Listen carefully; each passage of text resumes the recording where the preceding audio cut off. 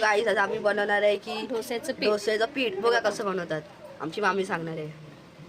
हे ह्या मापाने मी 3 डब्बे तांदूळ घेतलेले आहेत. ते दुपारी मी भिजत ठेवले. ते आता इकडे आपण ग्राइंड करणार आहोत. ठीक आहे. आणि ह्याच डब्याचं माप घेऊन 2 डब्बे उडदाची डाळ भिजत ठेवून ती पण ह्याच्यामध्ये मिक्स करून मिक्सरला लावून टाकायचं आहे. ते तुम्हाला आता आम्ही दाखवू. हो चला बघूया या चला. मिक्सरमध्ये तांदूळ टाकतायत. आधी आपण तांदूळ मिक्सरला बारीक करून घ्यायचे. बारीक झालेला आहे तांदूळ. आता आपण त्याला एका टोपामध्ये काढून घ्यायचं. असं बारीक झालं पाहिजे.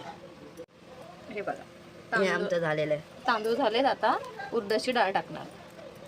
चला बघूया. उडदाची डाळ टाकलेली आहे. आता आपण उडदाची डाळ मिक्स करूया. चला उडदाची डाळ मिक्सरला ग्राइंड केली आहे. ती आता आपण तांदळाच्या पिठामध्ये मिक्स करायची.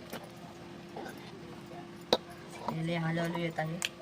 घट्ट असतं ना ते आहे याच्यात मिक्स करायची. हे बॅटर पूर्ण दोन्ही एकत्र करून आपण ह्याला झाकण लावून ठेवून द्यायचं. सकाळी ते पीठ फुगून वर येणार डोस्याचं. बघा हे असं मिक्स करायचं बॅटर.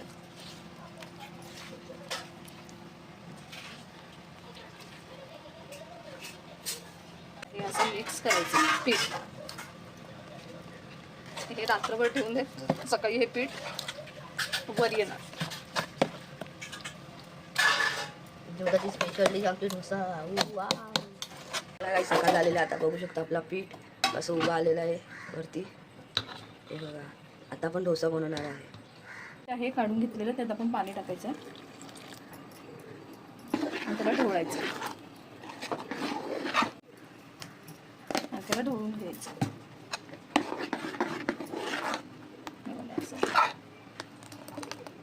चटणीची रेसिपी खोबरं आहे, चण्याची डाळ आहे, कोथिंबीर आणि मिरची. आता आपण ग्राइंड करून आपण चटणी तयार करू.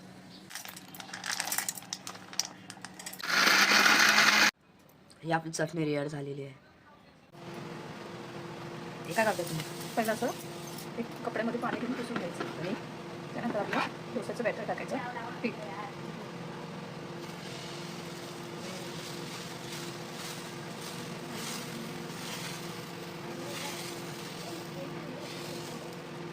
नंतरला त्यानंतर थोडंसं बटर लावायचं.